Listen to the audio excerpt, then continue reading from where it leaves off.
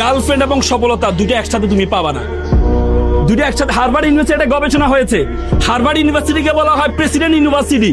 Harvard university গবেষণা করে, তারা গত 30 বছর তারা গবেষণা করেছে। 30 বছর তারা দেখেছে তাদের স্টুডেন্টরা যারা সফল হয়েছে তাদেরকে তারা দেখেছে। 30 বছরে তারা দেখেছে যে তাদের স্টুডেন্টরা যারা সফল হয়েছে তারাই সফল হয়েছে যারা ইউনিভার্সিটি টাইমে অপোজিশন জেন্ডারের সাথে কোনো রিলেশনে ছিল না, তারা সবচেয়ে বেশি সফল। তো সুতরাং তুমি দেখো আমরা মদ খাইলে আমাদের ব্রেইনে ডোপামিনের পরিমাণ হয় 200। আমাদের মদ খাইলে বউকে মা ডাকে, মাকে বউ ডাকে, কি মদ খাইলে।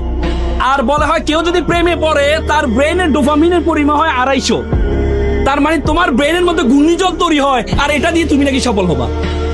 মাত্র 200-তে মাকে বউ ডাকে, বউকে মা ডাকে, আর 250 দিয়ে তুমি নাকি সফল হইবে।